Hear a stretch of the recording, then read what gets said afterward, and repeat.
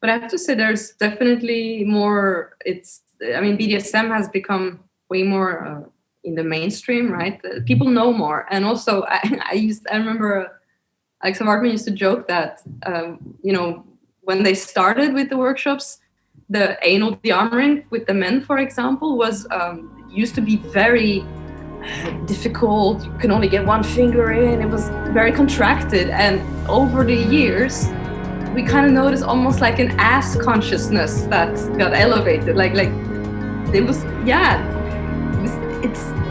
we see it in the workshops that it's actually that exercise just really flows really easy, for much more easy now than it used to be.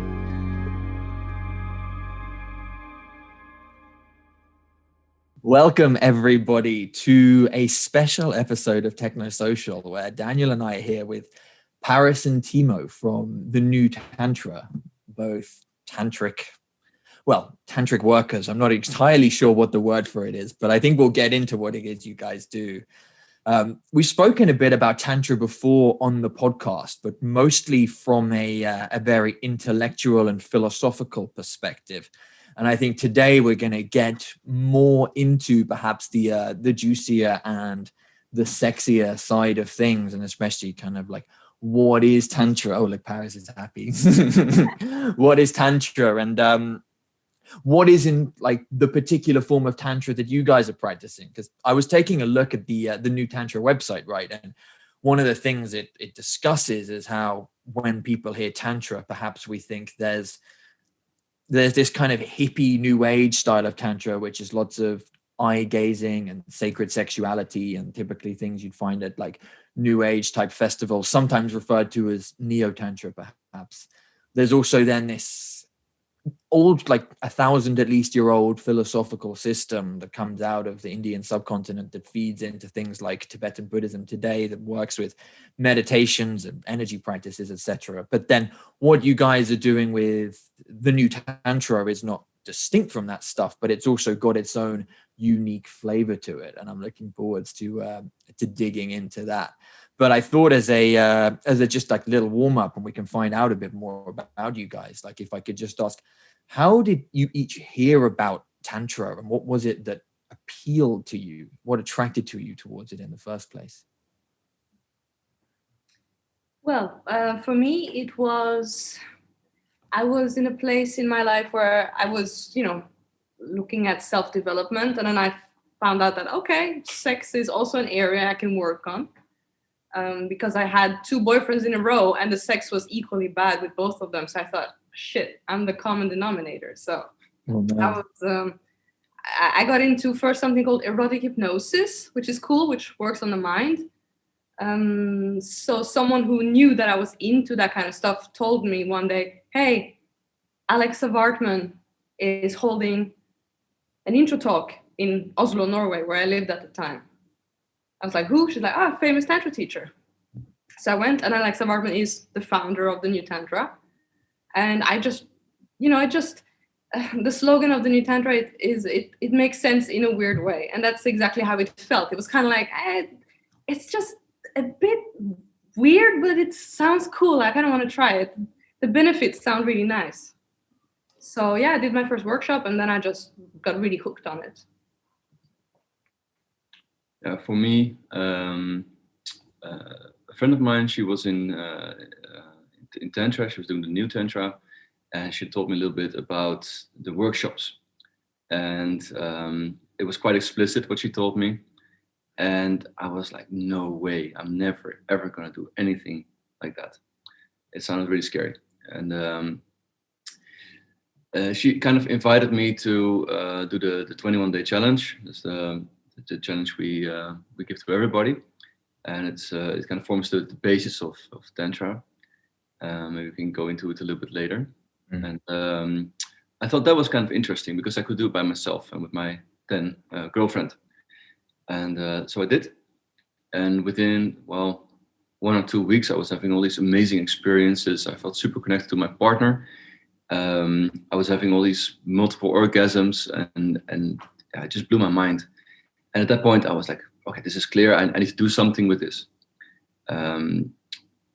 And so I started reading books. I didn't go to the workshop because I was still too scared. I started reading the books about Tantra, Mantak Chia, David Daida, and I didn't get it at all. It was too heady, and they were describing all these experiences that I had for myself, but how do you do it? What's the technique, or what's the attitude?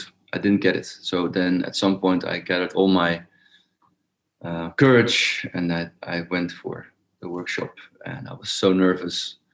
I almost puked in the car. Whoa.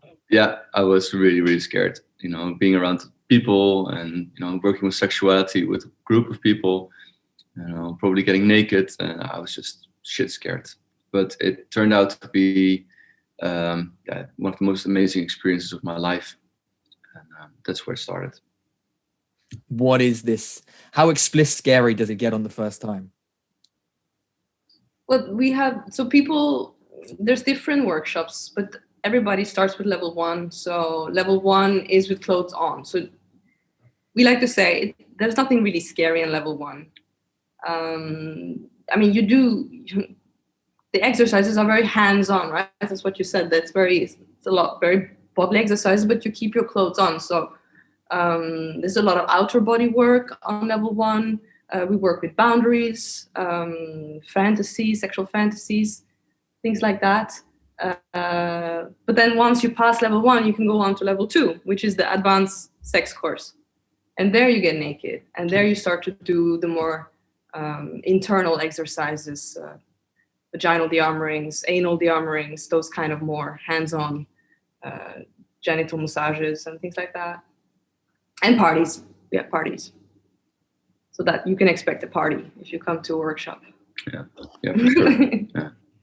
How many people do you usually host at these gatherings? What are the numbers of people? It varies. The biggest, the country where it's the most popular is Holland.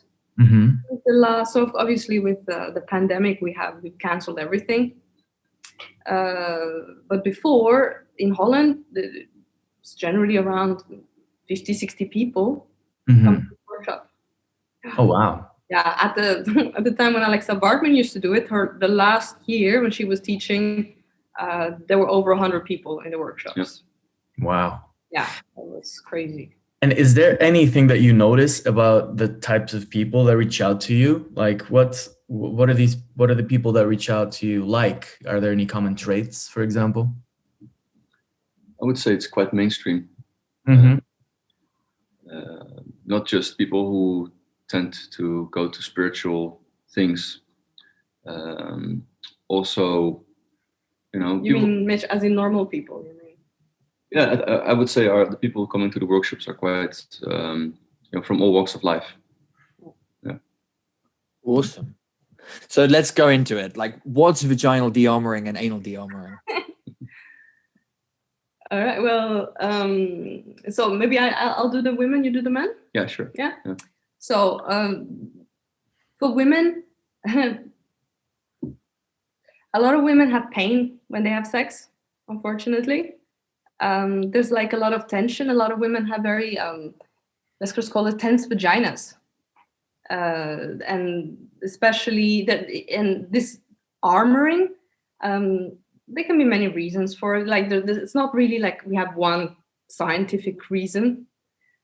But many women have trouble having orgasms, have trouble feeling inside of their vagina. So this vaginal de-armouring is like a trigger point massage that you do in the pussy to kind of wake it up and take away numbness, take away painful spots.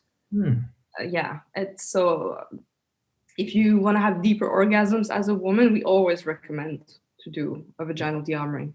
So that's one thing we recommend. We offer on level 2. And of course, the women can also have anal de-armouring, which is to remove tension in the anus. You can say a bit more about that for men. Yeah, because that's like a big thing for guys on level 2. For sure. I'd say when it comes to removing tensions, it's basically the same as with the vaginal de-armouring. I think the biggest added value for the guys is to work on the shame that they have around their ass. A lot of us guys, we we all have an ass, and it can be super erotic zone. Everybody's heard about it, but a lot of guys, they never ventured there. They don't dare to touch it. They don't let other people near it because it's gay or it's dirty or many reasons. And I think to get rid of that shame, I think that's one of the bigger goals of the anal de-armouring. At least for me, is how I see it. Yeah. I even have friends that are gay that practice Tantra who say that in the gay community, the guys that identify as tops only and not as bottoms, they also have that resistance to it. So there's it's a big thing. It's funny how, like, amongst, especially in my experience, like straight guys, the anus is fucking terrifying. And I've always been a little bit experimental, and so I've always kind of been interested in exploring playing with my arse, like with girlfriends and with a couple of guys I've messed around with. But when I've spoken to about it with my very straight dude friends, and I think the response is like, but bro, I'm just not gay. And then it's like, but what if you get a woman to do it? And there's this funny kind of like, you see the brain going like, but it's gay, but it's a woman, but it's gay, but it's a woman. Yeah, for sure. There's just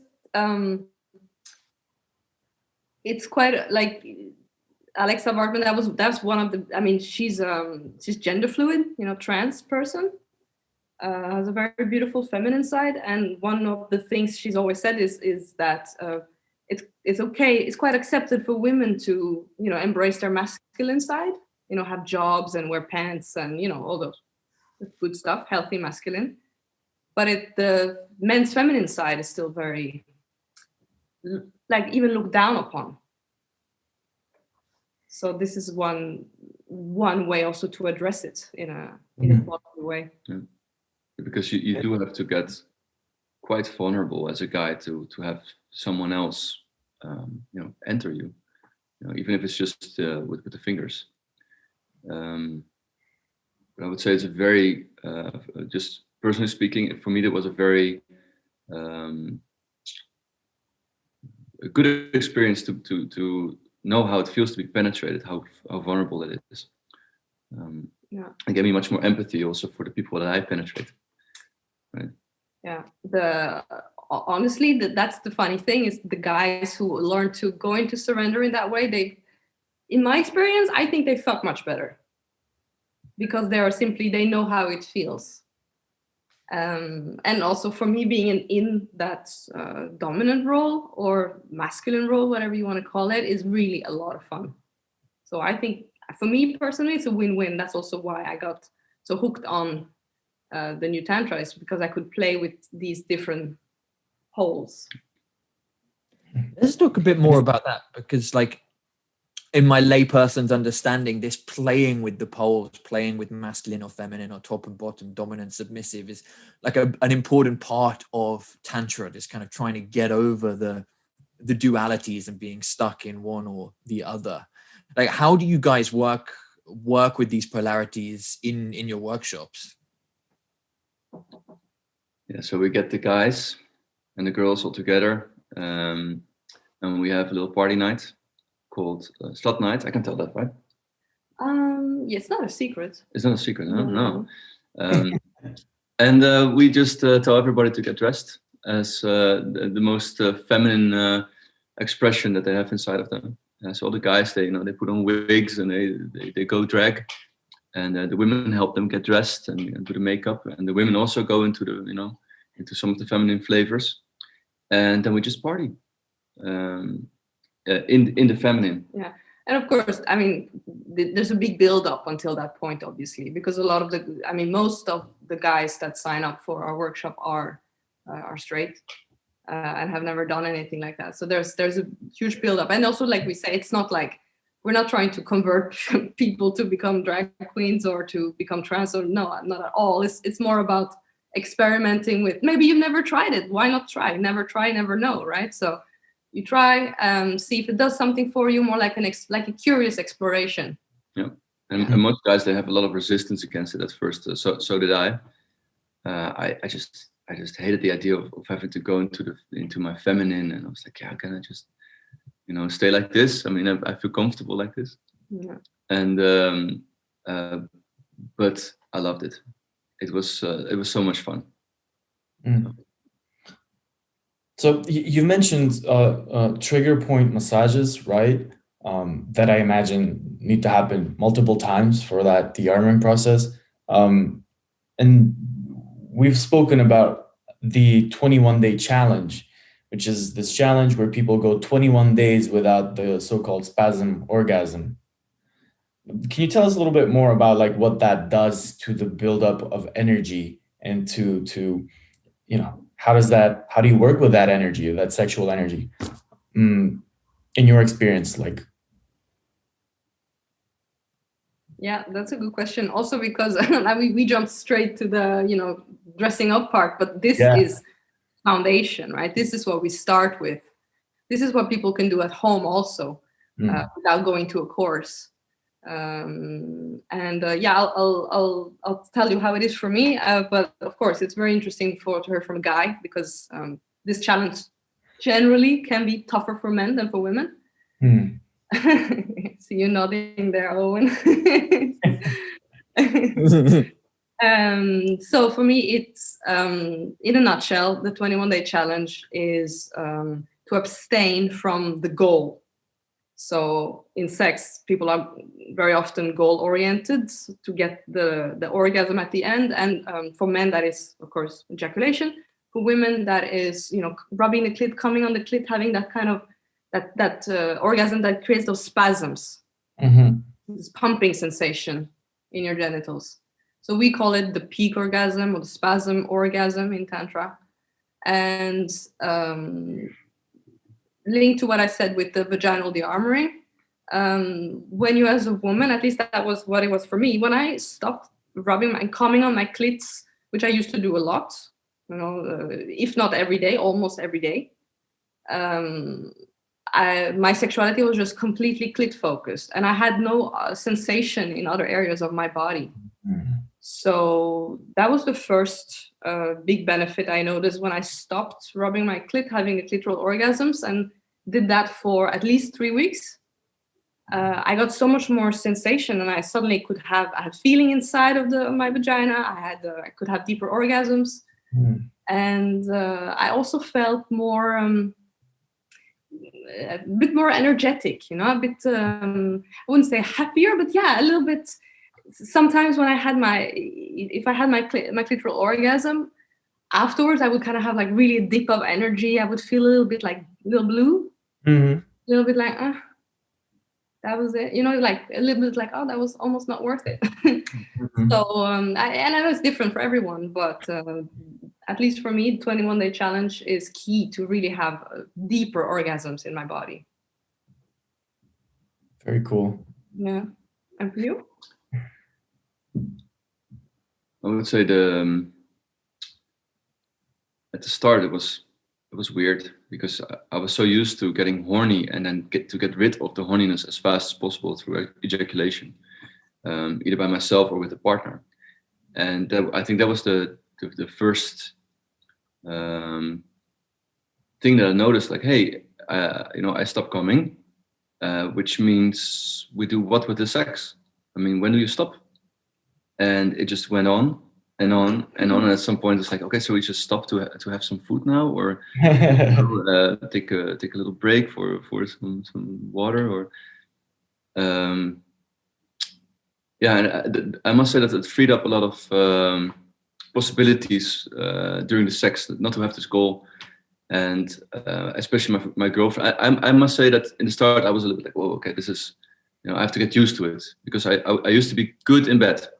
Now all of a sudden I lost all my party tricks, so I had to relearn sexuality basically. And for my then girlfriend, this was great, because all of a sudden she had an inquisitive, curious lover who was trying new things, and not just pumping away for 10 minutes and then just coming and going like, okay, so I'm gonna check my mail now. So that was a big change. Yeah, I mean, as a woman, when I being with a tantric man is I mean, you get spoiled because they just last so much longer. And also, if you practice it for a while, if you do the 21-day challenge as a guy, and it actually kind of gets easier over time. You can contain more horny sensations in your body. So then for me as a woman, if like whenever you fuck me, I know that I can go crazier because I know you're gonna have more capacity to hold that horniness. Mm-hmm.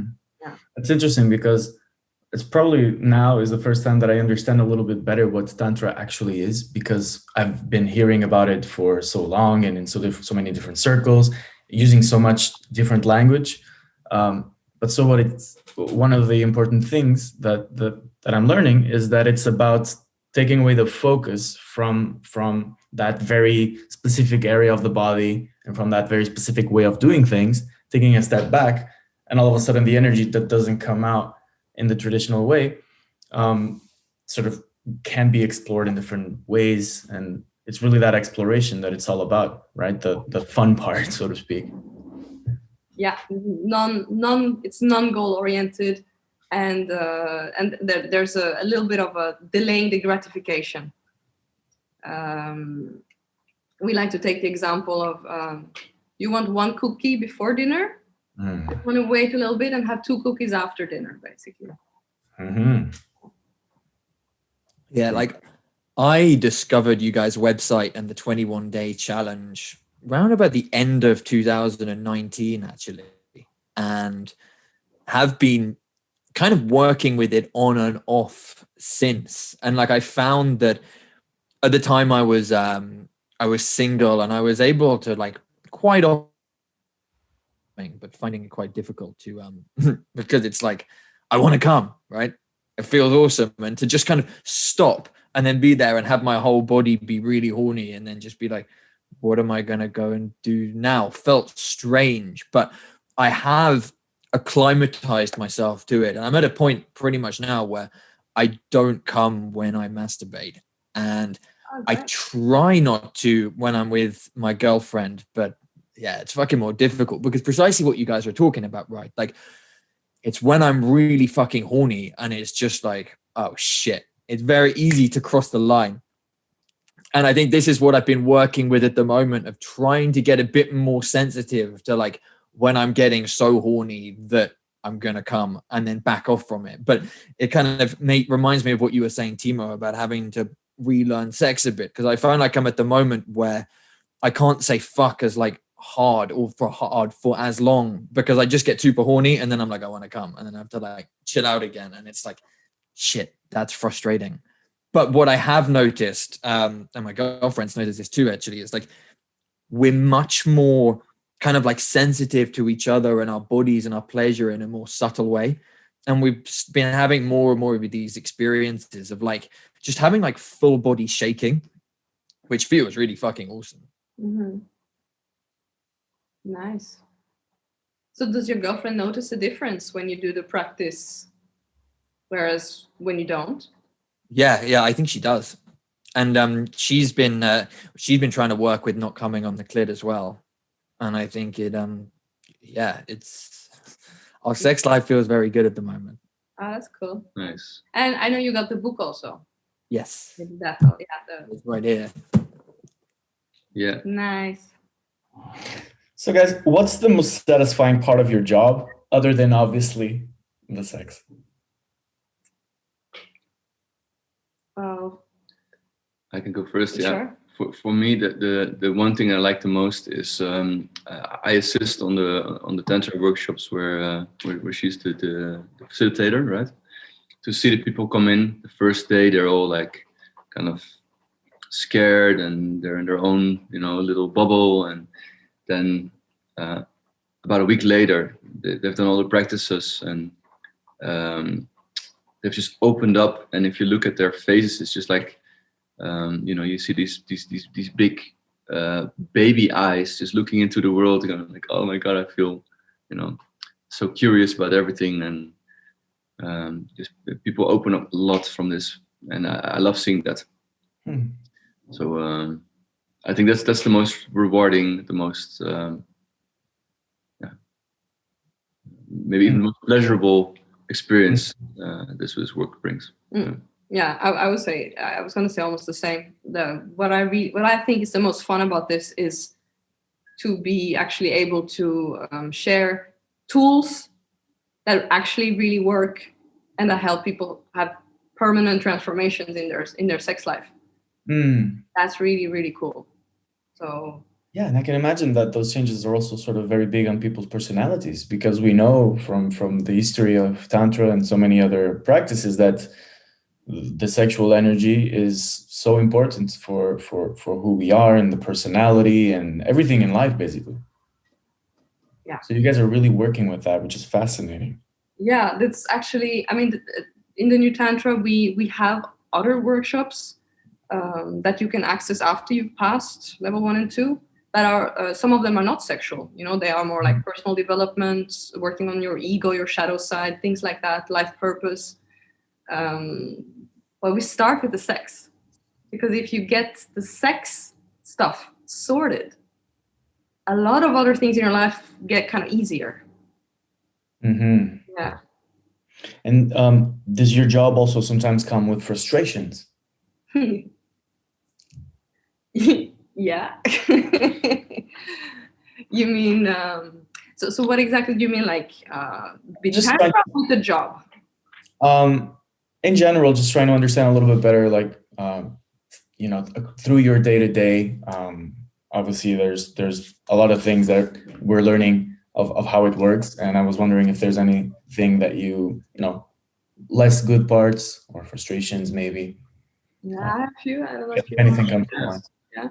I would say that I'm also a sex worker, a gigolo, and working with sex is something that a lot of, especially a lot of guys, think that is like the most amazing thing in the world. But if you get used to it, and that comes really quick, it's also just a job, and you have to do taxes, and you have to plan your agenda, and you have to make sure that everything, it's not very different from when I was a carpenter. When it comes to that, you have the boring things to do as well.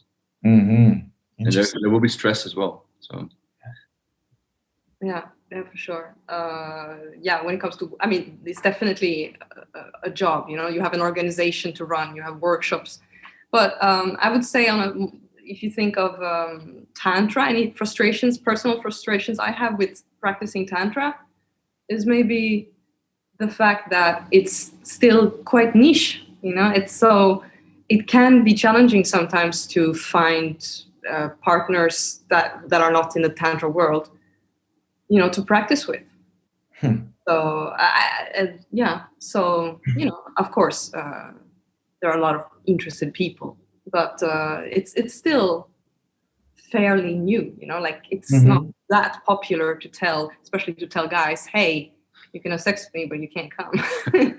Because it's not necessarily. It goes quicker for women. For guys, it can take a little longer. Well, it does actually take longer for your bodies to get used to this practice. So there's a little bit of education involved with it all the time. And that's so interesting. One thing that comes to mind is how much of reality is structured, and this is Camille Paglia all the way. So this what is she? An art historian, and she was looking at the history of art, and she was saying that so much of male-oriented art is based on this cycle. It's the similar cycle of the orgasm. So like build up, climax, and then sort of refraction or coming down. So I can imagine how complicated it must be to get used to sort of taking a step back from that and relearning how to adapt to that. So very cool. How has your, day-to-day changed with COVID?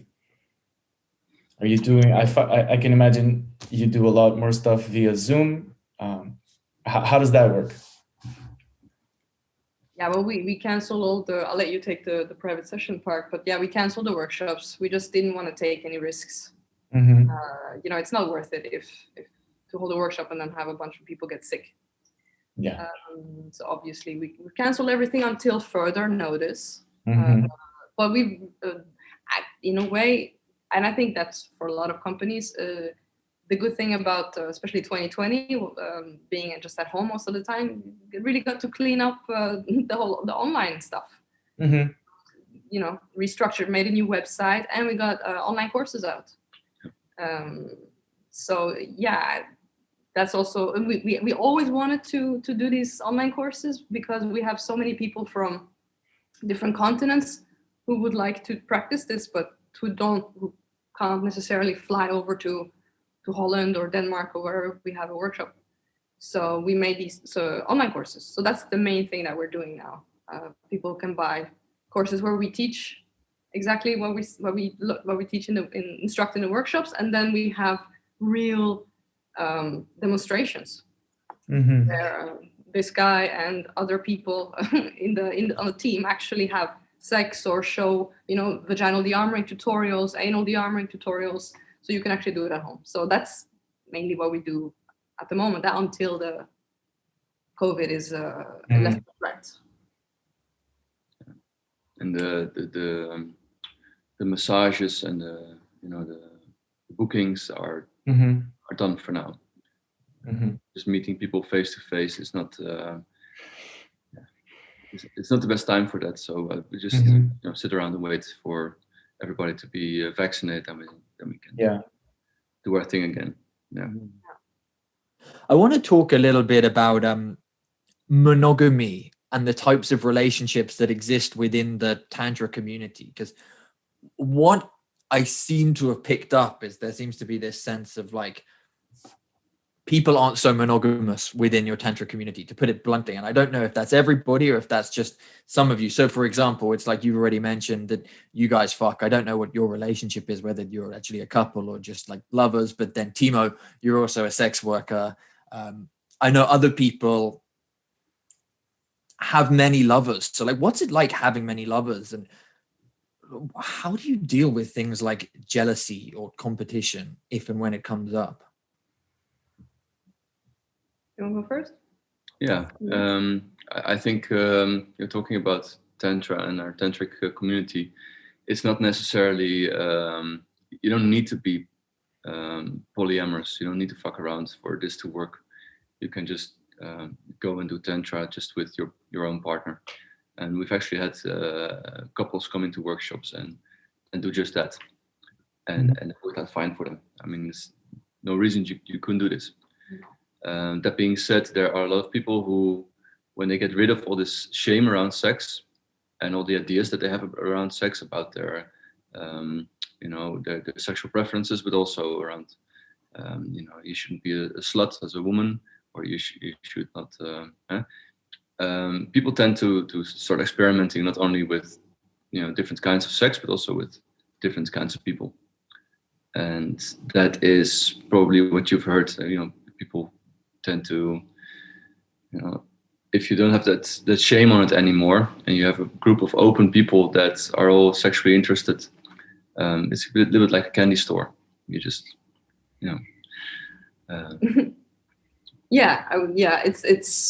It's also because when people come to our workshops, the TNT workshops, they know it's a space they can explore. So some people who maybe when they go home, they might not be very explorative, they use that space for it. But then you have, a lot of people who just realize that they have sexual fantasies that involve more than one person, which a lot of people do. So some people, if they try it and they figure out that they like it, then they might adopt it into their lifestyle. As for jealousy, competition, all that, well, there will be triggers. And even for me, even 10 years later, I was doing open relationships before I started with Tantra, but it's still a practice, right? We're friends and lovers. His girlfriend is my best friend.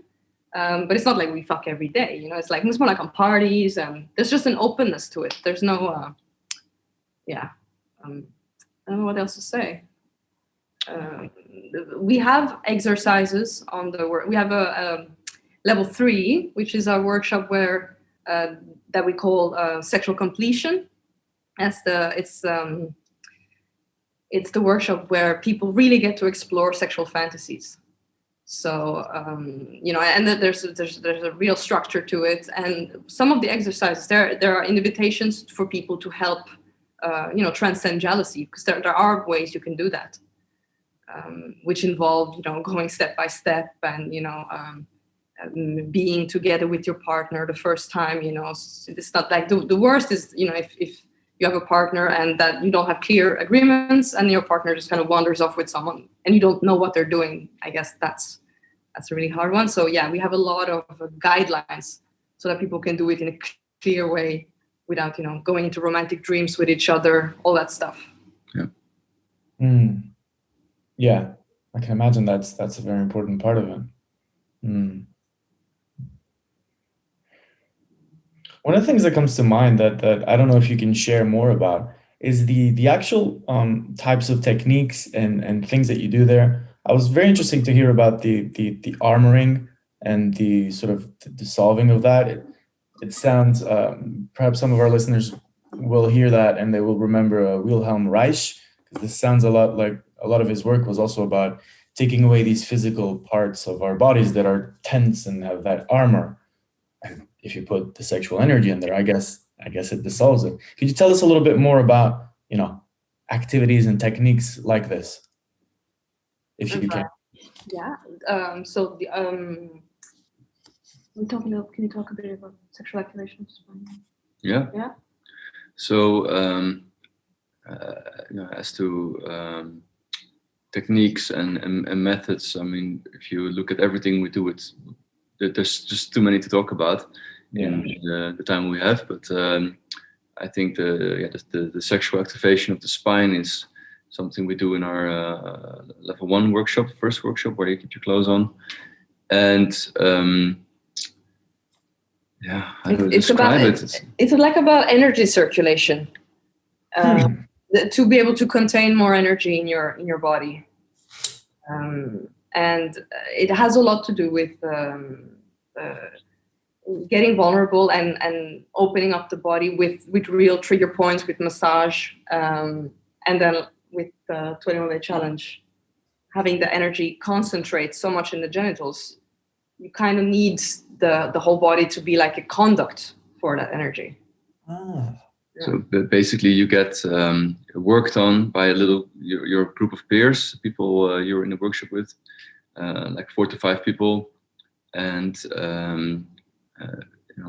at some point some magic might happen. And to be honest, I was really, really skeptical about this part of the workshop.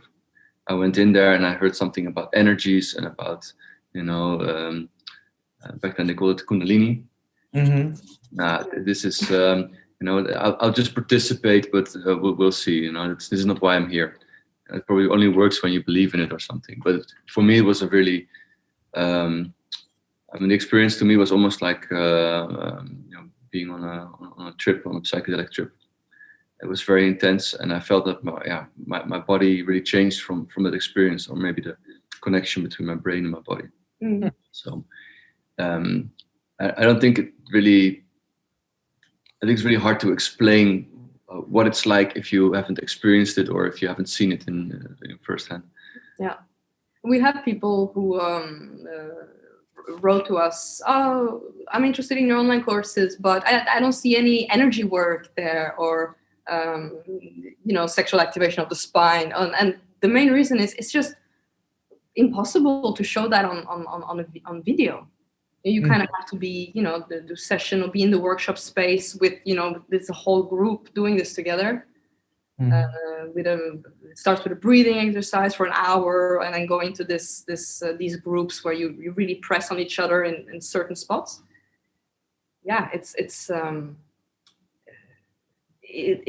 lot of technique in one go.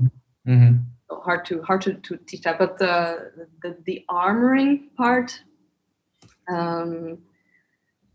You wanted to know, so what are you interested in to know, like how to do it, or just really the array of things and techniques that are available.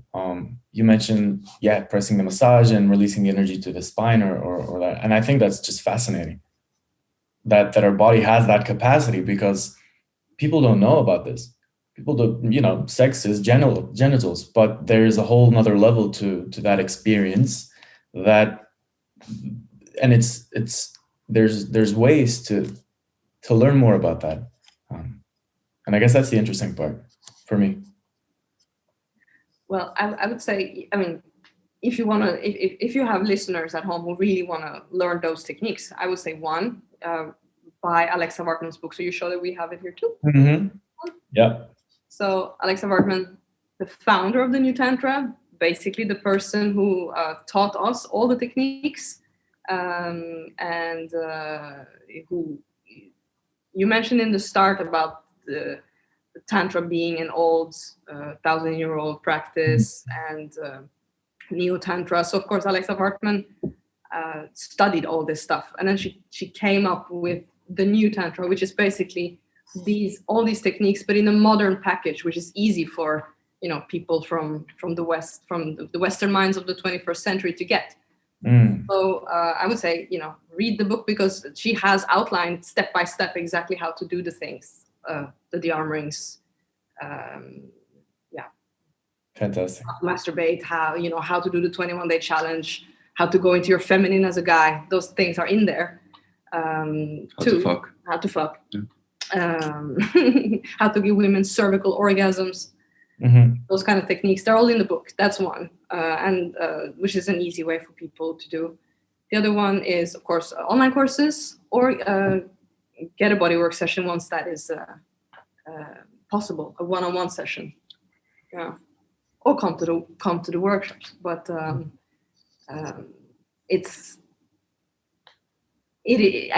because if you need a little bit of framing, huh? If I find you put on the glove and you start pressing, it's not going to work. A little bit of framing, We're at such an interesting point in history right now, where it's only been about 60 years or so that, like, in the mainstream, at least in the West, sex has been fine, especially for both men and women. And then on top of that, it's only been, again, about those 60 years that there haven't been the same complications and fears to worry about in terms of biology and pregnancy and whatever infections. Obviously these things still exist, but we've got much better contraception now.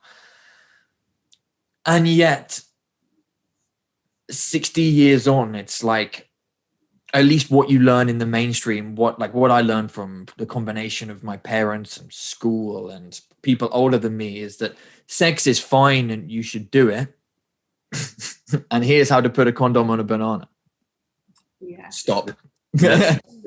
Figure the rest out from Pornhub. And I think people do figure a fuckload out from Pornhub. And I think probably people are perhaps a bit more explorative and a bit more kinky than perhaps they were in general 100 years ago. I would actually love to know the history of BDSM and kink. I don't know if you guys know anything about that, but that's like perhaps a different tangent to the one I'm opening up now. But I think this sense of like sex education in society and like how we actually approach sex and like what place it takes in culture and even in like bringing up the next generation is so interesting to me. I said to you guys in our like previous conversation before this, like, I think it would be really interesting and probably like would not happen at the moment to get guys like yourselves and sex workers like into schools to work with kids who are like 17, 18 and be like, right, you guys are going to be fucking each other. Here's how you fuck each other. That's true. You are already in the school books, huh? Oh, right. Yeah. Let's talk about the school, the education for children. Yeah, it's just really lacking. Yeah. Yeah. And it's really, like you say, it's just so uncool. Whatever. Like, I know they mean well, but my biology teacher didn't even talk about, she couldn't even express that women get wet. It was like, it was so sterile. So you've also been wanting to do in schools, huh? Talk with. Oh no, I'd rather not. No, I think it would be great to have people who not just know a lot about sexuality, but also who inspire sexuality to talk about sex in school. I mean, it's not just what you tell people, but also what you show them, right? Like if you are really not relaxed around sexuality, and you speak from that space, and you are there with a broomstick or with a banana and a condom, and you pass it around, and it's all very awkward. And is this the impression you want to give these kids, right? That sex is something, we should talk about it, but I'd rather not, and everybody can feel it. So, yeah, and like you said, a lot of young people today, they learn it through porn, right? And I would say one of the issues from that is, so first, of course, there's the fact that you desensitize your senses because it gets so visual. So there's a lot of young men who they can't get it up anymore because they can only get it with visual stimulation. That's one issue. But the fact that there's a lot of greediness, there's a lot of darkness, and there's nothing wrong with dark fantasies and those kind of actually there might be a lot of energy there, but to do it like in a more conscious way, not so greedy, not wanting just to come in someone's face and just get rid of your sexual energy in that way. Those kind of things are not available in porn, right? To see like an alternative that is more let's call it a bit more sensitive, a little bit more serving. Yeah, serving for the other person as well. Yeah. That's a good way to say it. Yeah. It's interesting. What this is making me think about is that we know that today's society, sex is a great hook, is a great way to sell things, is a great way to put a carrot in front of people and make people chase after things. We see that in advertising every day and really the whole system. And that only works because people are not really that empowered or aware of, they're not sovereign over their own sexuality. It's awkward. It's weird. You don't talk about it. And precisely because of that, that's why all of these hooks work, because people are not in charge. Because if people were in charge and perhaps more grounded and knowing themselves a little bit better, these kinds of things would work a little bit less. What's your relationship to, sexual advertising, or do you feel like it has less of an impact for you now that you guys are obviously so knowledgeable and I guess experienced? How do you see the sexualization of culture? Yeah, I think you can say that if you actually have a very rich sex life, that these sexual hooks, they don't have so much effect on you anymore. And so what we see with a lot of people coming to the courses, people are really hurting. They're really lacking something, being intimacy, or just walking around the whole day with sexual fantasies in their head. Once you deal with that and you actually make work of it, things tend to calm down a little bit. And then if you watch pornography, you see an ad that's geared towards getting you sexually hooked. Mm-hmm. It's a bit strange. It's like, but that's not how it works for me anymore. Yeah. Fantastic. Very empowering. So that's maybe why some revolutionaries used to be very interested in sex education. Yeah, and to get away the shame, because like you said, there's it's this thing that has the most shame, is it has so much shame in society, and yet most people are really interested in it. So there's this kind of split in your head. Mm-hmm. That I'm not a sexual being, but I kind of want it all the time. So of course the advertisement plays on that. Yeah, even the other day I was reading something from Carl Jung, and he was saying that sexual energy, or what you call libido, is the one energy behind the whole world. Even arts and music are refinements of this basic drive that is the engine, the basic power. So that's very interesting. That's great. Yeah, and actually, when you say that makes me think that's one of the things we recommend to people when they do the 21-day challenge, and they get very frustrated because you you build up all that sexual energy. Because we also recommend that people, that they don't go abstinent during those 21 days. Like, you don't have to have sex every day or masturbate every day, but do a little, keep it going, and then when people get really horny, full of sexual energy, we say, well, put that creative force into your life. Put it in your career, put it in your family, in your relationship, go for workouts. So that totally fits with what Mr. Jung said. Yeah, it makes sense. Fantastic. Yeah. Let me know if this question is a bit too intimate, but we've spoken about the 21-day challenge, and how often do you sort of engage in the spasm orgasm, or do you guys sort of practice not doing that all the time? That's a good question. You want to go first? Yeah, sure. Yeah. So when I started this practice of non-coming, I failed many times miserably, trying not to go there, and it happened anyway. And over time I got better at it. It took me about, I would say, 1.5 years to get kind of good at it, and a few years later I kind of mastered it. And so let's say I went 3 to 9 months without having ejaculation. And I think it was last year or the year before that I got curious again, like, so how is it actually to have these orgasms, the ejaculation orgasms? I tried to try it out. It's also just fine to experiment with it. And it made me realize, okay, yes, so the practice that we do, the practice that I do, it's working. And if I do ejaculate, that's the end of it. And, that's me falling asleep. It was, yeah. So I've been playing with it a little bit, but as a general rule of thumb, I never do it. I never come. Yeah, I would say I started in 2012, and of course, mistakes happen.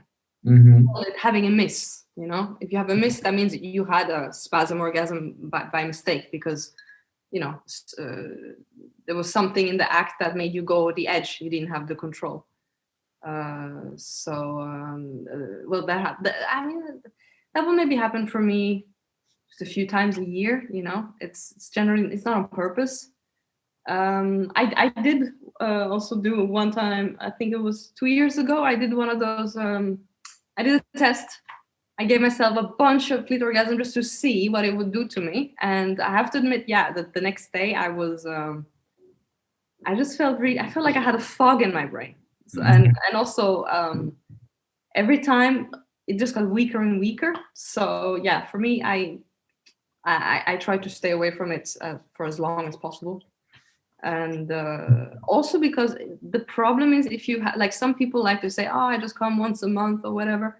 I mean, you do you, but it's the problem, at least for my body and what I've seen a lot of guys, is if you come once, that week or 2 weeks after you come are the hardest, because your body gets used to that squeezing again.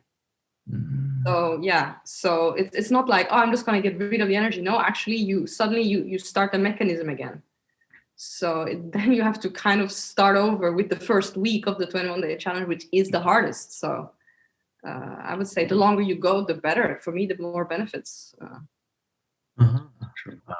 So it is as if at the center of Tantra, which is something about exploring, and it's very much about pleasure as well. But at the center is a sort of renunciation, or a sort of limitation. Like, we don't do that. We do everything else, but we don't do that, right? Yeah.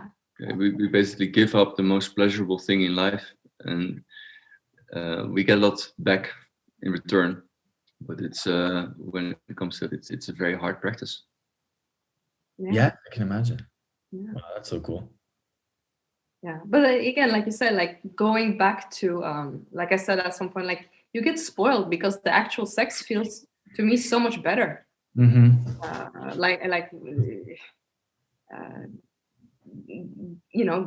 back, I can even feel it if I fuck with someone who is like jerking off all the time. It like they just fuck really fast. There's no, that they don't feel anything.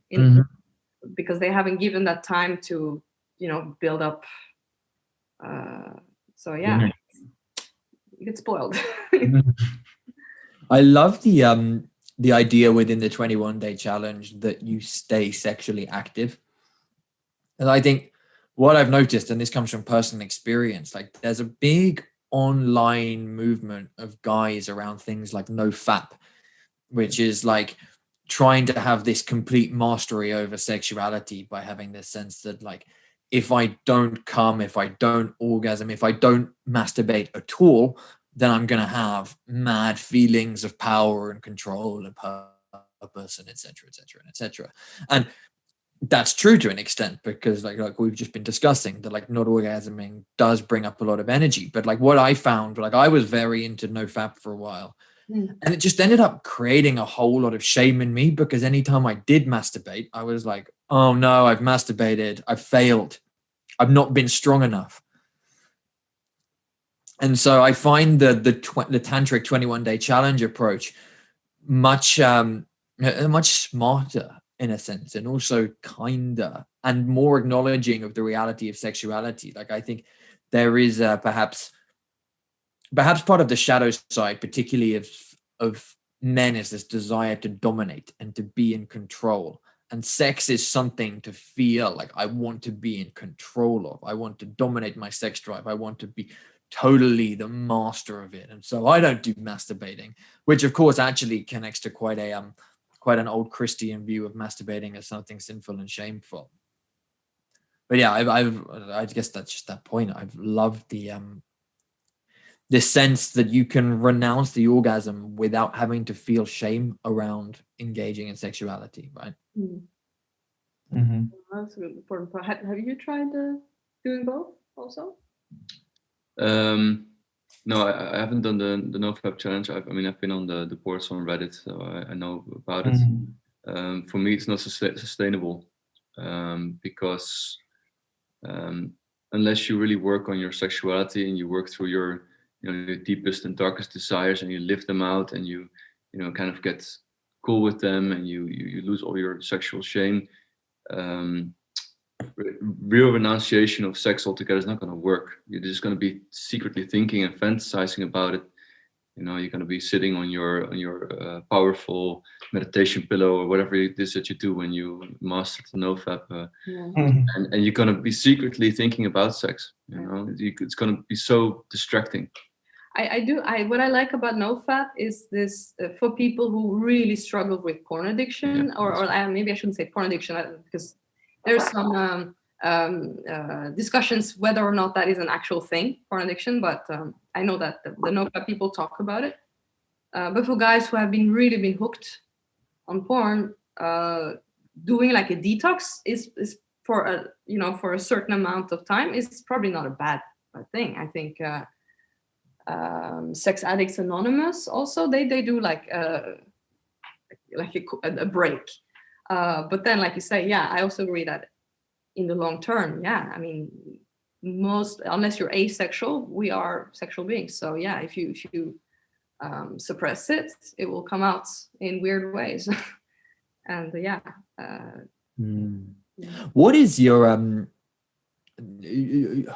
the view of porn within the work that you guys do within the new Tantra? I would say that there's nothing wrong with porn itself. The problem is that we tend to get so focused on the image, and if I think back on my sex life before I started doing Tantra, I often was recalling pornography or certain movies in my head while I was having sex with my girlfriend, just to be able to come. I would go into all these fantasies, and it totally got me out of the moment, out of contact with my partner. And I think that's one of the big problems of pornography. It will definitely take you out of your, out of the body. That being said, we've made porn. We shot these online courses. Basically, they're porn with an added instruction, like this is how we do it. And it was a lot of fun to make, a lot of fun to watch also. Yeah. Tantric educational porn. Yeah. So I think, pornography can be very artful. It can be very valuable. It can be also really cool to see how other people do their things. But yeah, it has a drawback for sure. I would say like a lot of porn is also very goal oriented and also just shows really bad sex. But then of course you have, it's you interviewed this lady in Berlin, Spanish lady, was Paulita with Lustery, her website. Yeah, Paulita Papel. Yeah, I mean, that was a really cool concept to have real couples, like they had all these rules that, the people filming themselves at home actually have to be in a real intimate relationship and to make it real. So yeah, again, yeah, like you said, there's nothing wrong with it. It's just that it's, it desensitizes, makes people lose connection and just shows a lot of really, bad sex a lot of the time. Yeah. I mean, there's a lot of faking. Let's put it that way. It was a great interview. And I sometimes go on that website and make an account for a month and just really enjoy it because I think the standard of the porn is actually so much better than what I see on the mainstream tube sites, because it is people with real connections with each other, and the video, it's just it's not particularly edited. It's just real fucking between attractive people who are into it. Yeah. And I'm super fascinated by these developments in the porn world that I see going on at the moment. It seems to me to be a bit of a thing that there's almost a European movement of more conscious, a bit more artful porn, as opposed to the more mainstream American stuff, which is very much just massive fake tits and facials all the time. Right. Yeah, that makes sense. Yeah. Like McDonald's. Precisely. It is McDonald's pornography and McDonald's sexuality versus something that's actually an art product. It's like a movie or a TV show that can be enjoyed. And there's this other company, what are they called? X Confessions, I think, that I'm quite a fan of. Is that with what's her name? Erica Lust? Erica Lust. Yeah. So their concept on their website is really cool. It's they've got a forum and people can post their fantasies, and then the best fantasies get selected and produced by their performers. Oh, that's nice. Yeah. That's and cool. They also show a lot of people in, it's not just straight porn. It's I think actually I saw an X Confession which was two trans men together, showing how they have sex. It's interesting. So in the time that you guys have been doing this, have you noticed any sort of changes? Because one of the things that we are aware of is that technology comes in and kind of shifts everything in society, including people's views of sexuality. So have you encountered any shift in the time that you've been working in the attitudes of people? And I don't know, have you noticed any sort of shift? I'm kind of still waiting for the moment where we as sexually relaxed people can do something with that. Right now we are not able to do this on, for example, Facebook or Instagram, or we can't really show ourselves or what we do. So I'm kind of waiting for a platform or a movement or something less prudish. Something a little bit more sex positive. That's not just a little website somewhere in the corner of the internet. But I have to say, there's definitely more.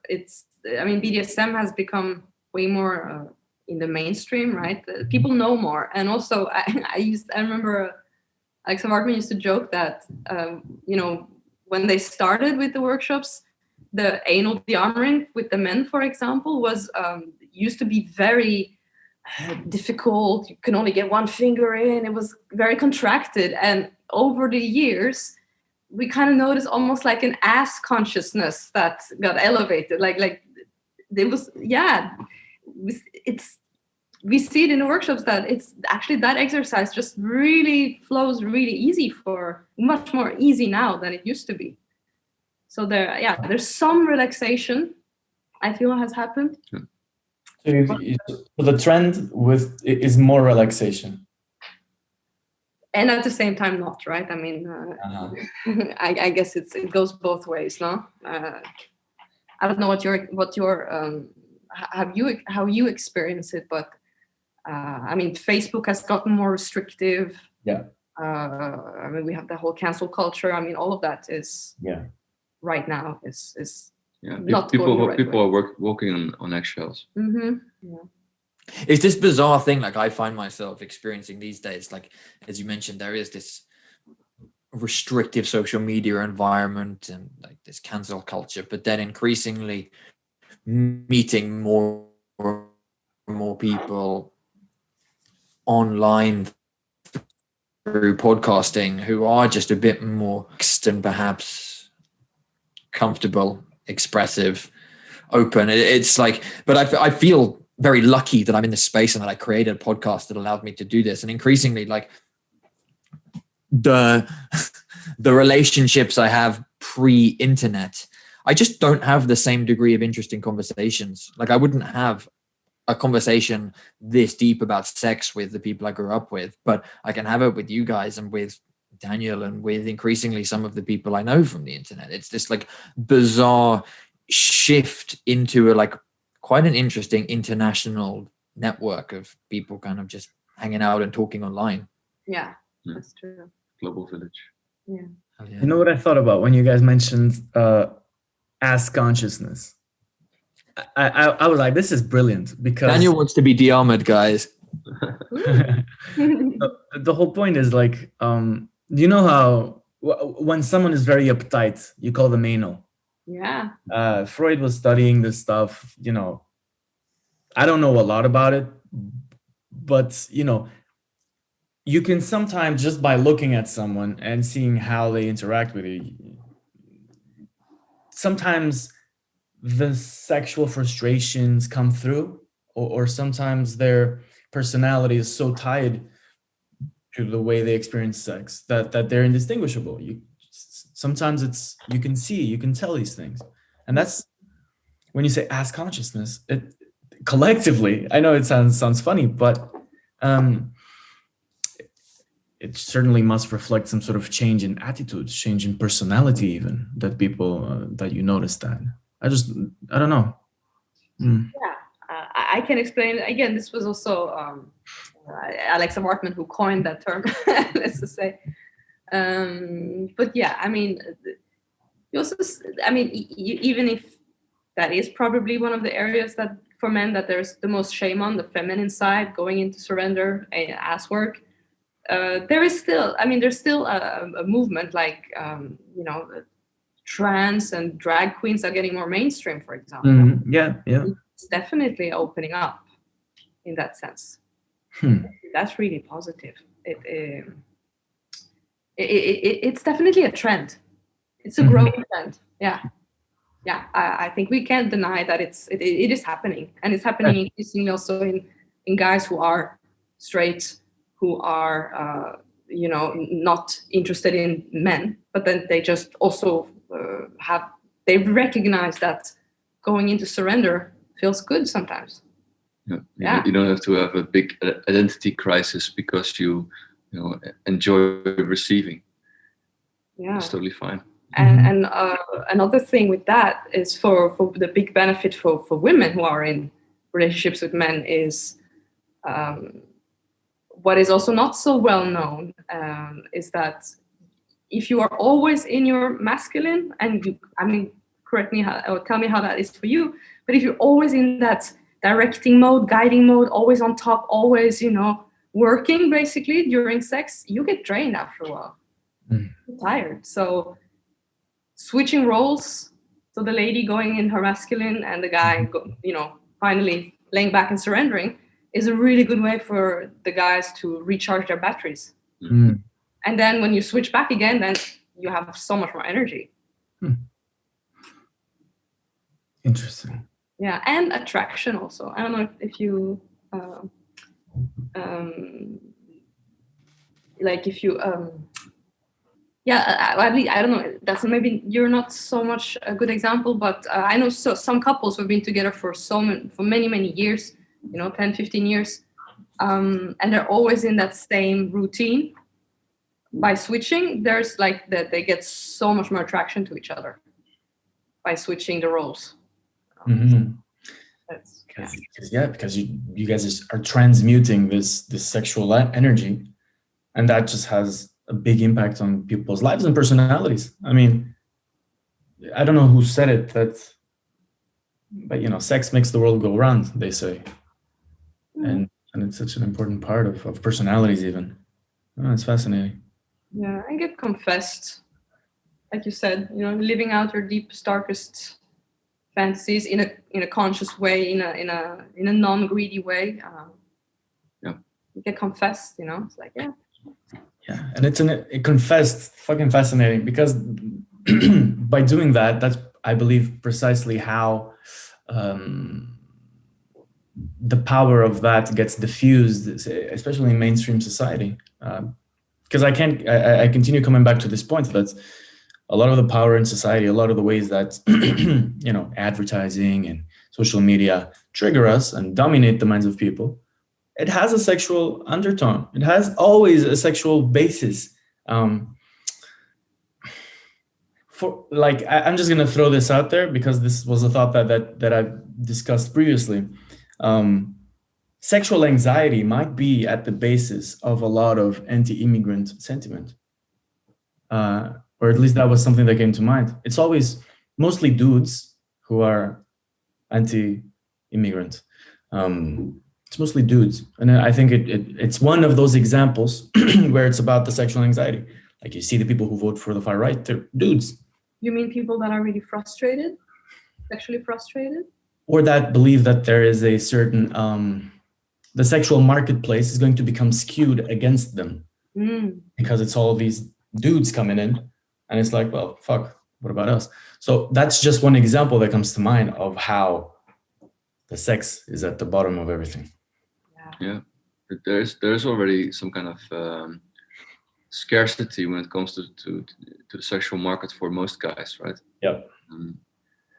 So I can totally understand it. Like even more competition or even more men in the country to snatch away your women. Yeah. And with every rule, there's an exception. And in Portugal, in the early 2000s, there was a case of the wives of Bragança. So it was the case that in the early 2000s, a lot of sex workers came from Brazil to that very little village. And the men would hire their services, and eventually they would leave their wives for these women because they just enjoyed it better. So in this case, the anti-immigrant party was a bunch of old ladies in an old village. Wow. And why? Because it's the sexual anxiety at the basis of it. They were the far right ones, right? Oh, that's interesting. Yeah. And we've actually talked a lot about this, that for many men, it's the access to sex is so difficult. Yes. Huge pain point, right? Yeah. And the one thing is, obviously, if you get a lot of money, that will help you. If you're very good looking, obviously that may help you get laid. However, one of the biggest thing is sexual skills. If you get really good at sex, but for real, that really helps your chances a lot to actually get the kind of sex life that you want. Which there's no reason why people should not have access to good sex. But That's really interesting. Like, do you think that actually having sex skills, and I guess knowing you have sex skills, makes it easier for a man to actually pick up a woman in the first place? Oh, for sure. I think especially for less relationship oriented connections, one-night stands, or women are definitely interested in a guy who knows what he's doing. Oh yeah. Can you tell, Paris, just from like meeting a guy who's a stranger, like, do you get a sense for his sexual skills? I think that, I mean, if someone's really confident, it's not necessarily correlated, but if someone's really confident and kind of just kind of relaxed in that way, you can kind of feel like, okay, yeah, they have some kind of relaxation with sex. They could probably have more skills there, yeah, if they're really confident. Because if you feel really insecure sexually, the confidence that you may display comes more off as bravado. Yeah. Yeah. Fake confidence. But this is the big thing in like the pickup movement, right? There's a lot of guys who make millions of pounds, dollars, selling tips and tricks on how to talk to women effectively and like how to be confident. And I mean, there's an element of truth to it. I don't want to write off pickup completely, but like, I think I got into men's work and got connected to Manifesto in part through kind of being interested in pickup, being like Googling how to get laid. But there's so much more to it than just the kind of like being good with words and being good with questions, I think. And I think this is where the actual working with sexuality is so, it feels so key. And it's something that I notice about the people I meet who have been through the new Tantra. It's like, most of you guys have this real kind of like relaxed presence about you. Like I could feel it. I could feel it even in this call, that other people I talk to feel perhaps a bit more skittish. And I'm kind of curious what that is. And part of me thinks maybe it's this, like, you've been through your sexual fantasies and you know what they are, then lived them out, then there's not so much conscious energy going into like suppressing or hiding a part of yourself. How does that ring for you guys? I'm not sure I got the last question. Well, I think if you have a lot of sex, you also relax a lot. Oh, like that, yeah. For me, it's almost like having a meditation every day. You kind of get out of your working mind. You get into your body. You feel good. It's kind of Because it's so connected to confidence, sexual energy. Yeah, but like it certainly helps a lot. Yeah, and but again, yeah, I mean, certain sides of pickup are great. I mean, it teaches you conversational skills. You've actually been invited to. Yeah. I was invited to come and show some sexual skills together with a friend of mine. She was the model, to show these guys on these pickup courses how to actually touch a woman when you talked one into coming home with you. Mm-hmm. So what do you do then? Usually they kind of failed there, and then the girls would never come back because the sex was horrible. Yeah. So then I came over and showed them how to actually touch and massage and escalate. And the funny thing, what I noticed is that a lot of these guys who do in the pickup world, it starts off kind of superficial. It's about getting laid, getting as much pussy as you can. And you check in with these guys a few years later, and both the students as the teachers, and they start doing more and more men's work. They start doing going a bit deeper. So okay, how about instead of pretending you are this great guy, how about becoming a great guy, and not just for the sake of getting pussy, but how about doing that because you want to have a meaningful life and good experiences. Fantastic. I think it relates a lot to the phenomenon of like we were talking about, the incel, the involuntary celibates. So dudes who have a very hard time having access to the sexual, I don't want to say marketplace, to sex, and yeah, there's so many more of those today. Yeah, it's kind of a vicious cycle, I can imagine, because you lose confidence, and then it's a part of one's life that kind of goes away. Yeah, and you stop taking care of yourself, and then you get angry, so you get bitter. Yeah, it's not a good development. Yeah. Fantastic. Yeah, I think it was Alexander Bard who said sexually frustrated men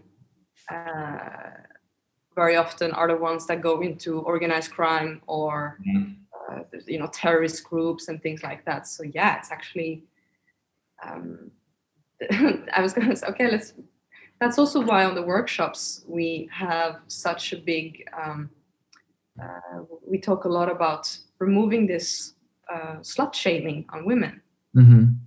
It's like, hey, yeah, women have a sex drive too, and there's nothing wrong with that. There's nothing wrong with if you really want to get really slut fucked, which feels really good when you can totally surrender, go for it. And you want to do it with more than one guy, go for it, because the problem of shaming women like that and making them really prudish is they close their legs and then no guys have access to that anymore, which is not healthy. Because you don't get to live out your sexual desires, which are really, just even on your immune system. It boosts your immune system when you feel sexually satisfied. So yeah, it's dangerous to suppress that energy. Yeah, fantastic.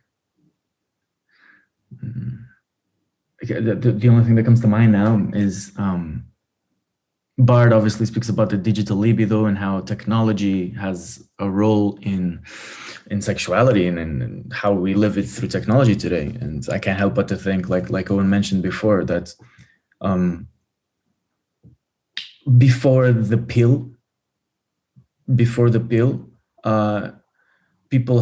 there were these norms of people wouldn't have sex with more than one or two people across a whole lifetime. That was the norm, I guess, in many of our societies for many centuries.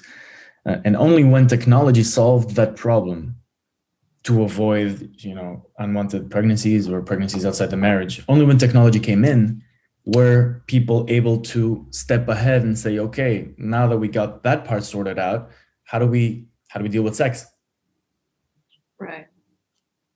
Some people say that the pill is one of the most important inventions of the last ever or of the last centuries, and it's really important that's why what you guys do is very important, because it's about dealing with sex in a post-pill era in a way that's healthy and kind of tries to move forward in terms of the morality. And yeah, the procreation part is not there. Yeah, precisely. Yeah. But the energy is still so.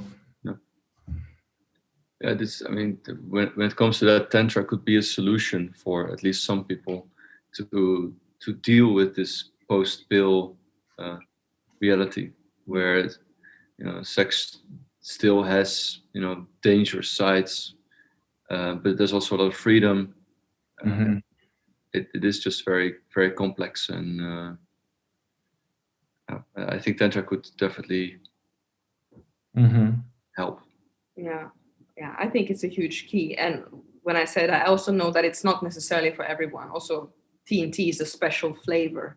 A lot of people associate Tantra with more, lighting a candle and chanting a mantra, or that there's a spectrum of Tantra. There's a white Tantra, and then there's the more wild side of it. So yeah. And the new Tantra is definitely on the wild side of things. So what would, as we're kind of drawing towards what feels like the end here, like if you had any perhaps advice or recommendations for listeners who are hearing this and interested in learning more or starting to explore Tantra in their sexuality, where'd you start? Well, I would say check out 21daychallenge.com and sign up, because it's free, and then you can try it at home. And the second thing is, I would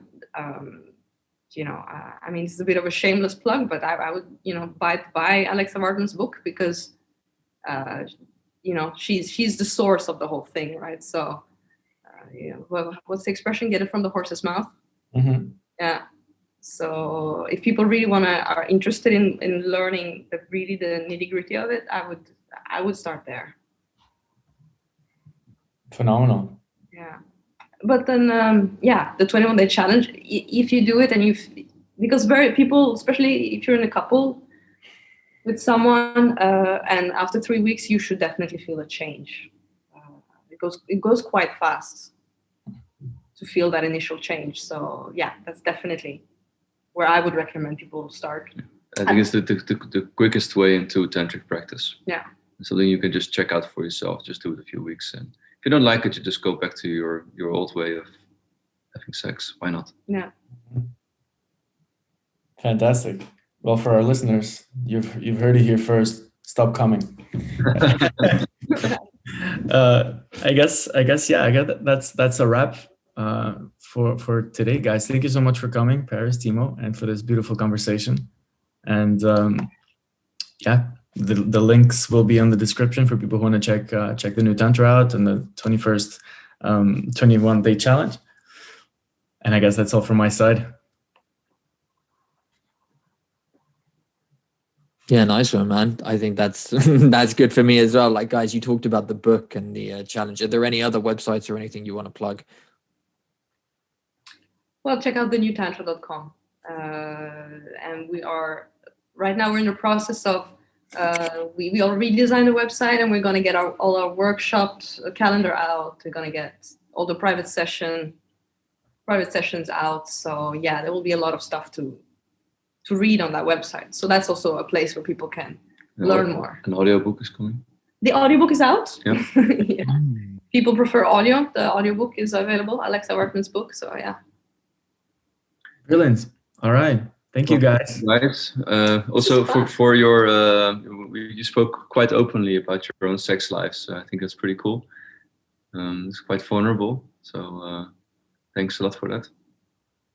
Thank you, guys. Thanks, man. I hope to get to a workshop at some point, to be honest. Yeah, that would be great. And yeah, you have a lucky girlfriend. I mean, that you are actually, interested in learning this stuff is that's great. It's again, with sexual skill, the thing is when you become really good at sex as a guy, because let's be honest, there are not that many men that are really good at sex. So those guys become really valuable in a way. So that's really cool that you're already on that path, Wonderful, guys. Shall we wrap it? Let's wrap it. Fantastic. Ciao.